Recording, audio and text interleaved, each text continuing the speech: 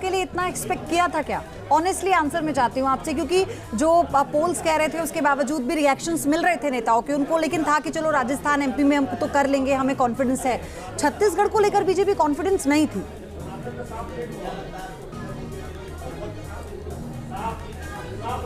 देखिए, मैं व्यक्तिगत रूप से मध्य प्रदेश और छत्तीसगढ़ में मुझे कई जगहों पे जाने का और कई जगहों पर चुनाव की दृष्टि से जिम्मेदारी हमारे पास थी।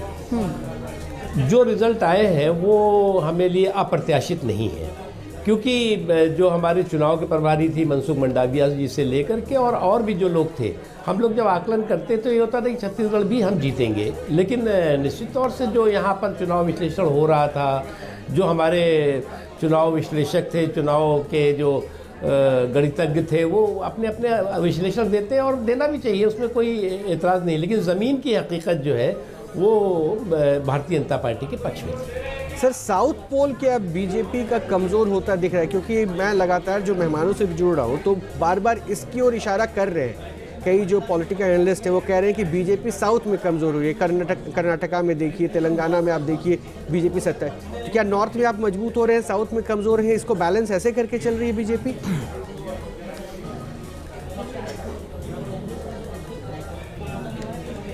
देखिए, ये जो अभी साउथ में कर्नाटक का आपने बताया, अभी आज तेलंगाना का बताया। तेलंगाना में हम सरकार में तो नहीं थे तो, लेकिन इतना हम जरूर कहना चाहेंगे कि हमारी कोशिश है कि देश के हर हिस्से में भारतीय जनता पार्टी का विस्तार हो, भारतीय जनता पार्टी अपनी विजय पताका फहराए। अब वहाँ पर क्या हमारी कमियाँ रही होंगी, क्या और हमें करना चाहिए, वो जो है उसका आकलन करेंगे। लेकिन इतना ज़रूर है कि साउथ में भी भारतीय जनता पार्टी बिल्कुल गायब नहीं है।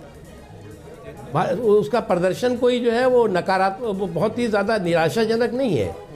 तो इसलिए हम उस प्रदर्शन को और बेहतर करेंगे और उस प्रदर्शन को हम विजय पताका फहराने की स्थिति में खड़ा करेंगे। ठीक है सर, एक बड़ी जानकारी मिल रही है वो बता दूं। और आने वाले बहुत जल्दी लोकसभा के चुनाव है, उसमें आपको रिजल्ट दिखाई पड़ेगा परिवर्तन का। ठीक है सर, एक बड़ी जानकारी मिली। सनातन का श्राप पार्टी को ले डूबा है, ये बयान दिया है प्रमोद कृष्णन ने। कांग्रेस के नेता हैं प्रमोद कृष्णन और उनका ये बयान आया है, सनातन का श्राप पार्टी को ले डूबा। ये कांग्रेस की शिकस्त जो दिख रही है उसको लेते हुए एक बार योगेंद्र यादव को रिएक्शन लेता हूँ। योगेंद्र जी, जैसे मैंने सवाल पूछा था, हिंदू मुस्लिम कार्ड ये सब बहुत नहीं हुआ। देखिए, एक बार सुन लीजिए पहले, उसके बाद में योगेंद्र जी आपका रिएक्शन लूंगा। कुछ दिनों से कांग्रेस में कुछ ऐसे नेता घुस आए थे और घुस आए हैं और उनका बड़ा प्रभुत्व है। कांग्रेस के सभी फैसलों में उनकी बड़ी महत्वपूर्ण भूमिका है और वो कुछ नेता कांग्रेस को महात्मा गांधी के रास्ते से हटाकर वामपंथ के रास्ते पे ले जाना चाहते हैं और ले जा रहे हैं। तो कांग्रेस पार्टी महात्मा गांधी के रास्ते पे चलकर यहाँ तक आई है। महात्मा गांधी जी की सभा की शुरुआत रघुपति राघव राजा राम पतित पावन सीताराम से होती थी। आज उस कांग्रेस को सनातन के विरोधी पार्टी के रूप में जाना जाने लगा है। ये दुर्भाग्य है। कांग्रेस पार्टी ने अगर ऐसे नेताओं को नहीं निकाला तो कांग्रेस पार्टी की हालत बहुत जल्दी AIMIM जैसी हो जाएगी। कांग्रेस पार्टी के नेतृत्व को इस पर गंभीरता से विचार करना चाहिए और कांग्रेस को महात्मा गांधी, पंडित नेहरू, इंदिरा गांधी, राजीव गांधी की कांग्रेस रहने दिया जाए। कांग्रेस तो ये बड़ा बयान ऐसे दौर पर उन्होंने दिया है कि उसकी तुलना AIMIM से कर कहा कि अगर ऐसे नेताओं को नहीं निकाला जिनकी अपनी एक विचारधारा है और जो कांग्रेस की जो पुरानी बेसिक आइडियोलॉजी थी उससे इतर है, तो क्या हो जाएगी। योगेंद्र यादव, इस पर आपका रिएक्शन? बड़ी बात कह दी।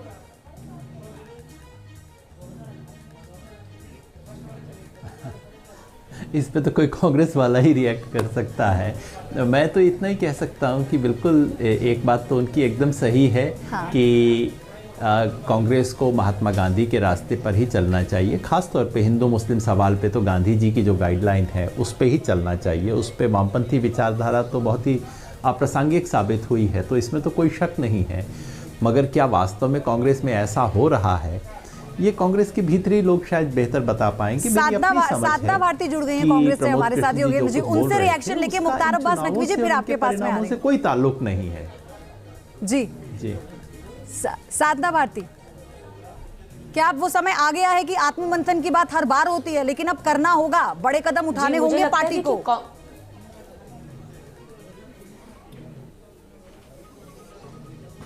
देखिए, एक निराशाजनक आंकड़े सामने आते हैं तो आत्ममंथन एक स्वाभाविक सी चीज हो जाती है बोलना, लेकिन जिस तरह की बात उन्होंने कही मैं उससे बिल्कुल सिरे से नकारती हूँ। ये कहते हुए देखिए, क्योंकि कांग्रेस पार्टी ये कह देना गांधी जी को लेकर नहीं चल रही है, मुझे लगता है हास्यास्पद होगा।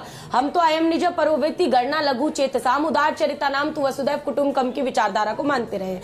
दूसरी बात, मैं आदरणीय मुख्तार अब्बास नकवी जी को लगातार सुन रही थी। देखिए, ये कह देना कि मोहल्ले की पार्टी बन गई, मतलब इस तरह के हल्के शब्दों का प्रयोग करना। भाजपा भी कभी 2 सांसदों की पार्टी हुआ करती थी, लेकिन कांग्रेस पार्टी ने कभी सत्ता में अहंकार वश कभी ये नहीं कहा भाई तुम मोहल्ले के हो या तुम विपक्ष में अगर 2 सांसद लेकर बैठे हो तो तुम्हारी कोई पूछ परख नहीं होगी।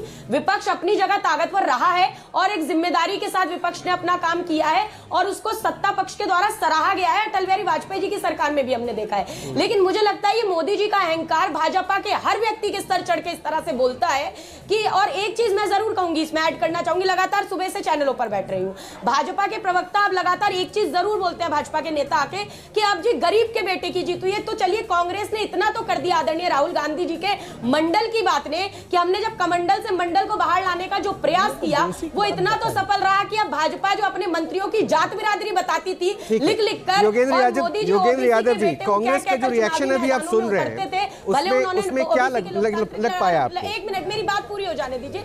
लोकतांत्रिक जल्दी कमेंट, एक बार योगेंद्र यादव का रिएक्शन लेने दीजिए, फिर मैं आता हूं आपके पास। आज अगर ये गरीब का बेटा कह रहे हैं तो मुझे लगता है कि ये हम सफल है। ठीक है। 2 वर्जन आपने सुन लिया, प्रमोद कृष्णन को भी सुना और कांग्रेस की प्रवक्ता है उनको भी आप सुन जी, मैंने सुना। मेरे विचार से मेरे हिसाब से इसको कांग्रेस के लोगों की अंदरूनी बात है, वो इसको सुलझा लेंगे। जो मैं समझता हूँ वो ये है कि ये कांग्रेस के लिए निश्चित ही बहुत बड़ा धक्का है और इस धक्के से जो 2-3 सबक सीखे जा सकते हैं। मैं नहीं समझता इसका कोई हिंदू मुसलमान सनातन से कोई संबंध था। बीजेपी जीत जाए तब, बीजेपी हार जाए तब। जो मुख्य 2-3 चीज़ें हैं वो ये है कि कांग्रेस का जो अपना जनाधार है और कांग्रेस का जो नेतृत्व है उसमें अलाइनमेंट नहीं है। कांग्रेस को वोट किसका मिलता है? कांग्रेस को वोट मिलता है गरीब का, दलित का, आदिवासी का, अल्पसंख्यक का। और कांग्रेस की जो पॉलिसी पोस्चरिंग है, कांग्रेस का जो नेतृत्व है, वो इससे पूरी तरह से अलाइंड नहीं है। ये कांग्रेस का एक दिक्कत है। और दूसरा कांग्रेस के लिए जो सबक है वो ये है कि कांग्रेस का जो राष्ट्रीय एक तरह से घोषणा है, राहुल गांधी कहते हैं वो जाति जनगणना के पक्ष में है, राहुल गांधी अडानी के विरोध में और पूंजीपति लोगों की जो लूट है उसके विरोध में बोलते हैं। लेकिन नीचे जो कांग्रेस ज़मीन पे कह रही है, जो कर रही है, उसका इससे कोई संबंध नहीं बैठता। तो मैं समझता हूँ कांग्रेस को 2 किस्म के अलाइनमेंट करने की ज़रूरत है। अपने ही जनाधार से कांग्रेस के नेतृत्व और रणनीति का अलाइनमेंट हो। दूसरा, कांग्रेस की जो घोषित राष्ट्रीय नीतियां हैं उससे उसके कार्यकर्ता का, उसकी ज़मीनी रणनीति का अलाइनमेंट हो। जब तक ये दोनों चीज़ें नहीं होंगी तब तक कांग्रेस को इस तरह का धक्का खासतौर पे उत्तर भारत में फेस करना पड़ेगा, क्योंकि बीजेपी को प्रधानमंत्री मोदी की लोकप्रियता के चलते, मैं उससे सहमत हूँ न सहमत हूँ उससे कोई फ़र्क नहीं पड़ता, लेकिन लोकप्रियता है, उनकी लोकप्रियता और बीजेपी की सांगठनिक ताकत और मीडिया पे जो उसका कब्जा है, इन सारी चीज़ों को देखते हुए उसका मुकाबला करना बहुत कठिन है। और आज का परिणाम ये दिखाता है, हम जैसे लोगों के लिए भी मायूसी की बात है, सिर्फ कांग्रेस के लिए नहीं जी। हम जैसे तमाम लोग जो चाहते हैं कि देश आज की स्थिति से बाहर निकले, हमारे लिए भी ये धक्का है, क्योंकि उससे साबित होता है कि जब तक एक नए सिरे से नहीं सोचा जाता तब तक कम से कम उत्तर भारत में कोई रास्ता नहीं है। सबसे बड़ी बात योगेंद्र जी, आप बनी रहिएगा, इसी बीच एक जानकारी हम अपने दर्शकों तक पहुंचाते हैं, फिर मैं आपके पास आऊंगी। 4 राज्यों के विधानसभा चुनाव के बाद वोटों की गिनती जारी है। एमपी, राजस्थान और छत्तीसगढ़ में रुझानों में बीजेपी जीत की ओर बढ़ रही है, तो वहीं तेलंगाना में कांग्रेस बड़ी जीत की ओर है। और अब देखते हैं किसकी प्रार्थना होगी स्वीकार, ये देखिए।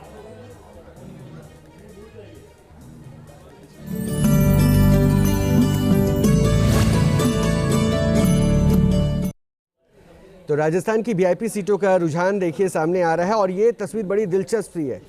पहले मध्य प्रदेश की तस्वीर देख लीजिए, यहाँ पर अभी बुधनी से शिवराज सिंह चौहान